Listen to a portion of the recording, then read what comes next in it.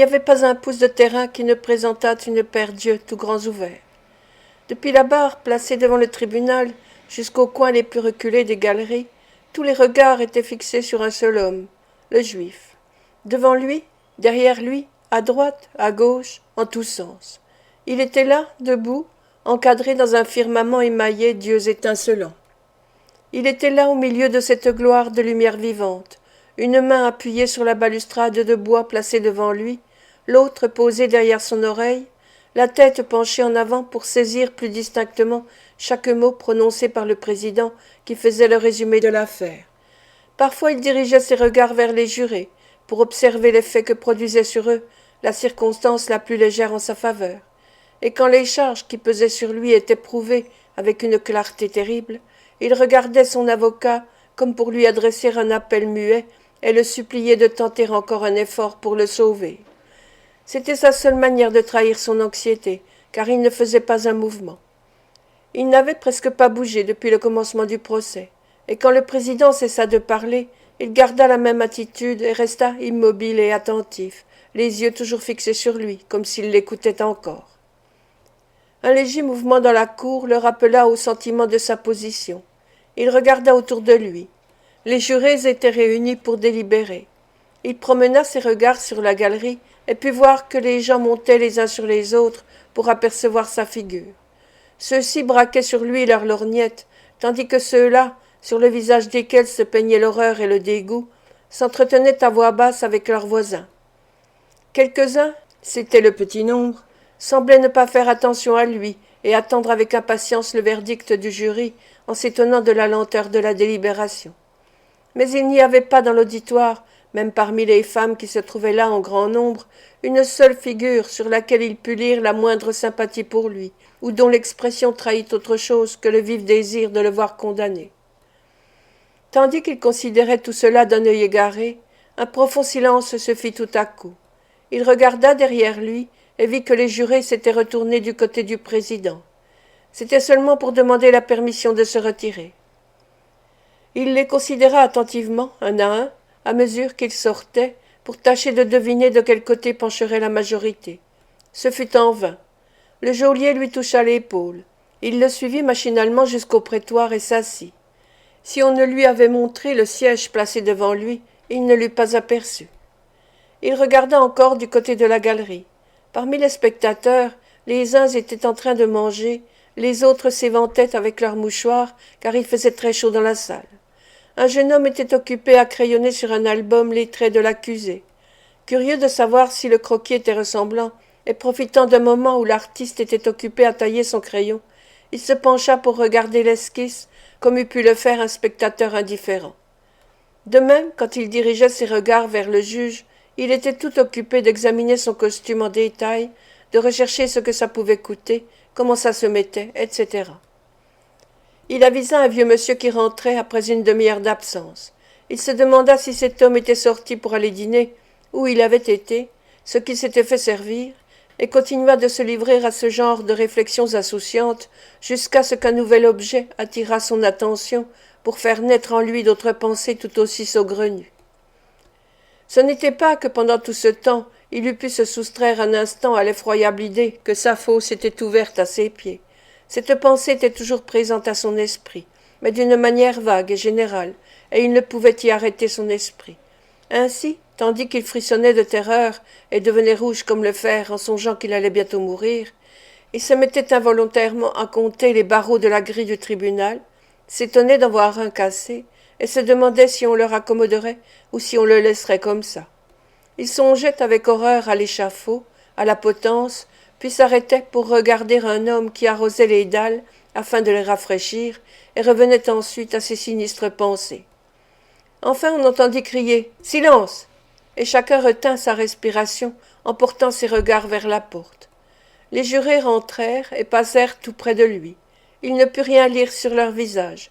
Ils étaient impassibles comme le marbre. Un profond silence s'établit. Pas un mouvement, pas un souffle. L'accusé est coupable. Des cris frénétiques éclatèrent dans tout l'auditoire, cris répétés bientôt par la foule qui encombrait les abords du tribunal, par la populace enchantée d'apprendre que le juif serait pendu le lundi suivant. Le tumulte s'apaisa, et on demanda au criminel s'il avait quelque observation à faire sur l'application de la peine. Il avait repris son attitude attentive et regardait de tous ses yeux celui qui lui adressait cette question. Il fallut pourtant la lui répéter 2 fois avant qu'il eût l'air de l'entendre. Et alors il murmura à voix basse qu'il était un vieillard, un vieillard. Il ne put dire autre chose et redevint silencieux.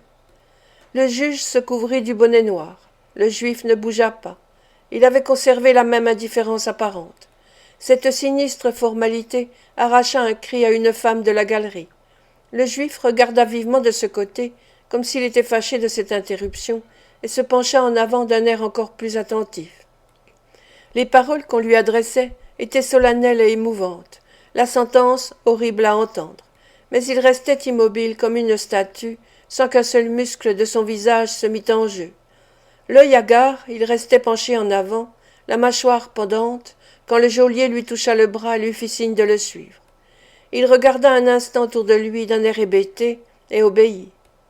On lui fit traverser une salle basse où quelques prisonniers attendaient leur tour de passer en jugement, tandis que d'autres causaient avec leurs amis à travers la grille qui donnait sur la cour. Il n'y avait là personne pour lui parler, à lui, et quand il passa, les prisonniers se reculèrent pour que les gens qui s'étaient accrochés à la grille pussent mieux le voir. Ils l'accablèrent d'injures, se mirent à crier, à siffler. Il leur montrait le poing et leur aurait craché au visage, si ses gardiens ne l'eussent entraîné par un sombre couloir, à peine éclairé de quelques quinquets, jusqu'à l'intérieur de la prison. Là on le fouilla pour s'assurer qu'il n'avait rien sur lui qui lui permît de devancer son supplice. Puis on le mena dans une des cellules des condamnés à mort, et on l'y laissa seul. Il s'assit sur un banc de pierre placé en face de la porte et qui servait à la fois de siège et de lit. Puis fixant à terre ses yeux injectés de sang, il essaya de rappeler ses souvenirs. Au bout de quelque temps, il parvint à recueillir quelques lambeaux de phrases de l'allocution que lui avait adressée le juge, phrases dont il avait cru sur le moment n'avoir pas entendu un mot. Peu à peu ses souvenirs se complétèrent, se coordonnèrent dans sa tête. Condamné à être pendu par le cou jusqu'à ce que mort s'ensuive. C'étaient bien là les derniers mots qu'on lui avait adressés. Condamné à être pendu par le cou jusqu'à ce que mort s'ensuive. Comme il commençait à faire nuit, il se mit à penser à tous les gens qu'il avait connus qui étaient morts sur l'échafaud, quelques-uns par sa faute. Il lui revenait en mémoire avec une telle rapidité qu'il pouvait à peine les compter. Il y en avait qu'il avait vu mourir et dont il s'était moqué parce qu'ils étaient morts avec une prière sur les lèvres. Quel drôle de bruit leurs pieds avaient fait en ratissant les planches quand ils avaient été lancés dans l'espace. Quel changement soudain quand un instant avait fait de ces hommes forts et vigoureux une masse de chiffon pendillant au bout d'une corde. Quelques-uns d'entre eux avaient probablement occupé cette cellule. S'étaient assis sur ce banc de pierre. Comme il fait sombre. Pourquoi n'apporte-t-on pas de lumière? Il y a des siècles que cette cellule est construite. Combien d'hommes ont dû y passer leurs dernières heures? On se croirait couché dans une cave jonchée de cadavres. N'est-ce pas là le bonnet, le nœud coulant, les bras garrottés, ces figures qu'il reconnaît jusque sous le voile hideux qui les cache? De la lumière, de la lumière! À la fin, quand il se fut bien meurtri les mains à force de frapper contre la porte massive ou contre les murs, 2 hommes parurent, l'un tenant une chandelle qu'il fourra dans un chandelier de fer fixé à la muraille, l'autre traînant un matelas sur lequel il passerait la nuit, car le prisonnier ne devait plus être perdu de vue un seul instant. La nuit vint, sombre, sinistre, silencieuse. Ceux qui veillent aiment à entendre sonner les horloges des églises, car elles leur annoncent le réveil de la vie et l'approche du jour. Mais pour le juif, elles n'annonçaient que désespoir. Tout son de cloche était un tintement d'agonie. Chaque coup apportait à son oreille ce son monotone, profond et sourd, mort. À quoi lui servait le bruit et le mouvement du joyeux réveil du jour, qui pénétrait même là jusqu'à lui? Ce n'était qu'une autre forme de glas funèbre qui lui rappelait sa fin, avec un carillon moqueur par-dessus le marché. Le jour passe. Un jour? Il n'est pas possible que ce soit un jour. Il est à peine venu que le voilà déjà parti. La nuit vint à son tour. Nuit à la fois si longue par son affreux silence et si courte par la rapidité avec laquelle fuyaient les heures. Tantôt dans son délire, il s'emportait en blasphème, tantôt il hurlait et s'arrachait les cheveux. Des hommes respectables de sa religion étaient venus prier près de lui, il les avait chassés avec des imprécations. Ils renouvelèrent leurs efforts charitables, et il les chassa cette fois en les battant.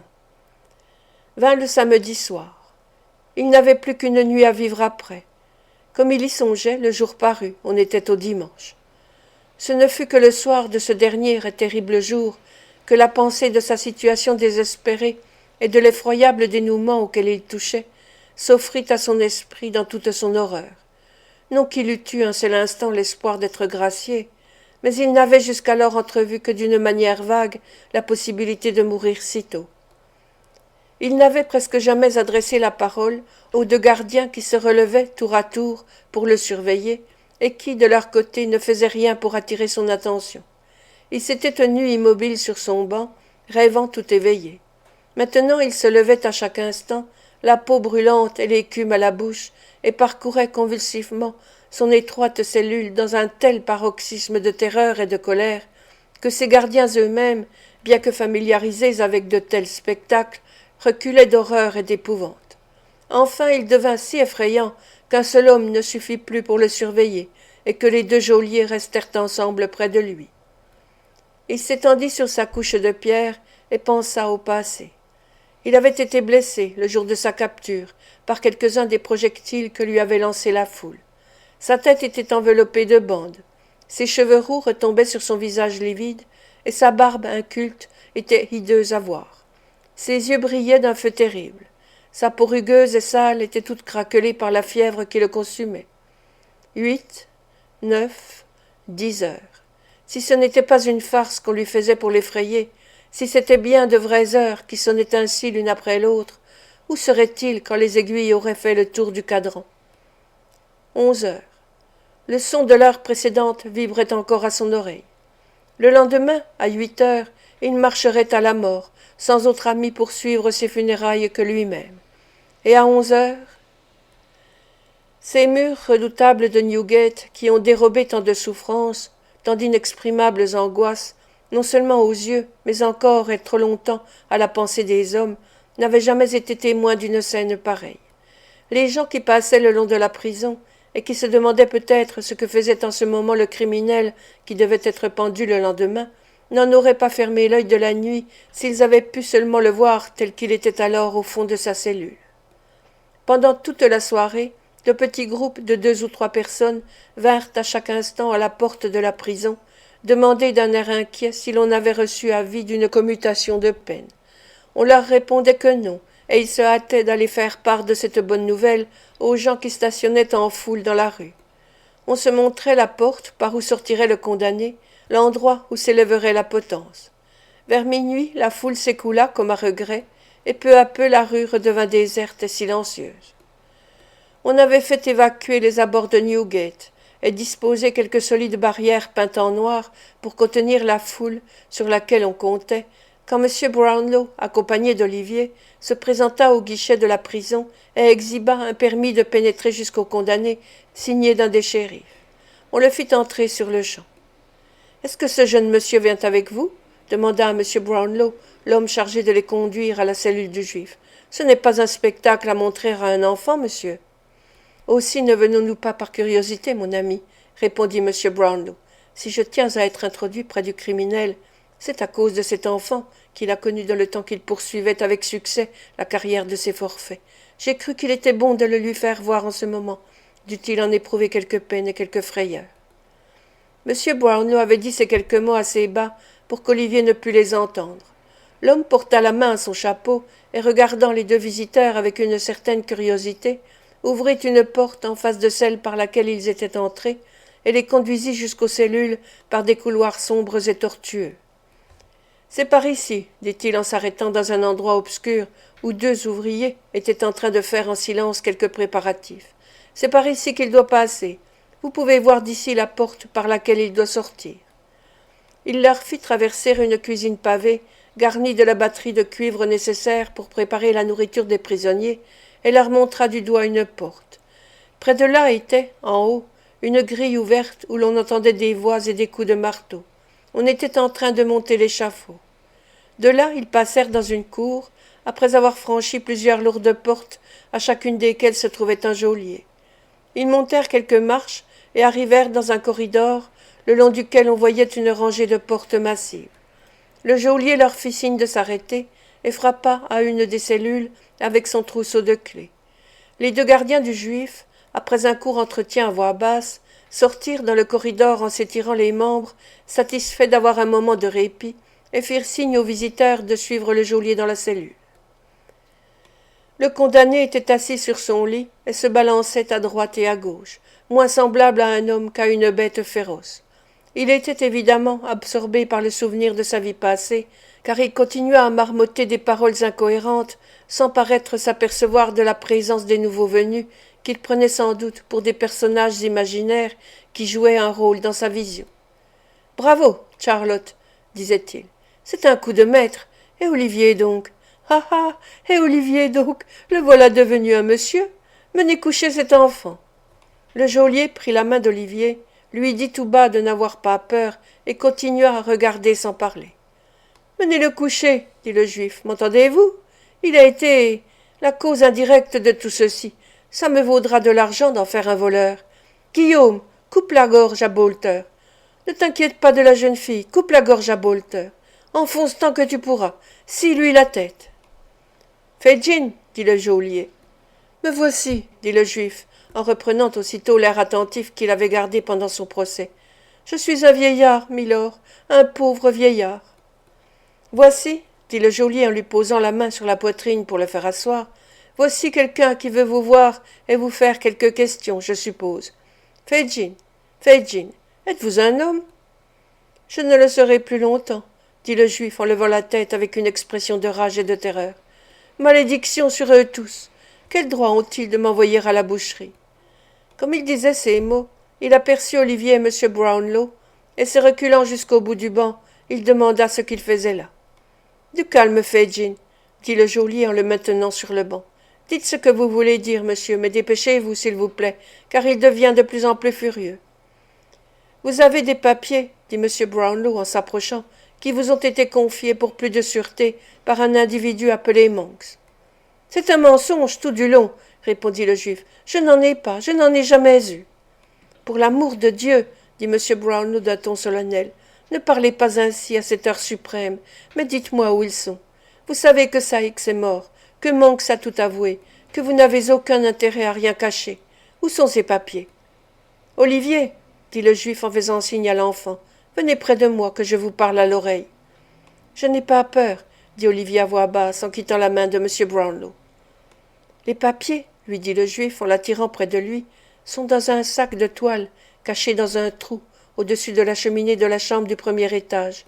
J'ai à vous parler, mon ami, je veux vous dire un mot. Oui, oui, répondit Olivier, laissez-moi faire une prière. Faites-en seulement une à genoux avec moi, et nous causerons ensuite jusqu'au matin.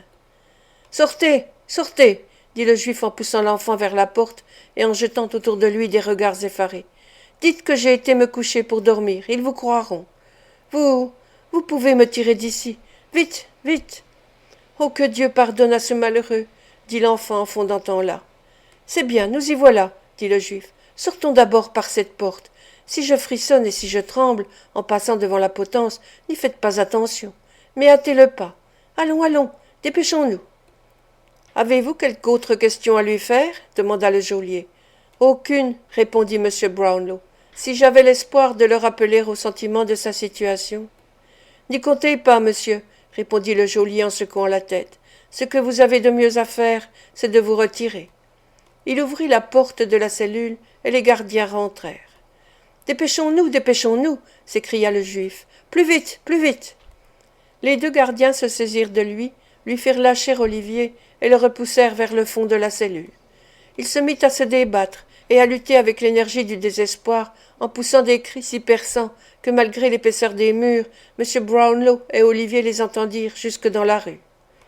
Ils ne purent quitter la prison sur-le-champ, car Olivier était presque sans connaissance après cette horrible scène, et si faible que pendant plus d'1 heure il ne put se soutenir.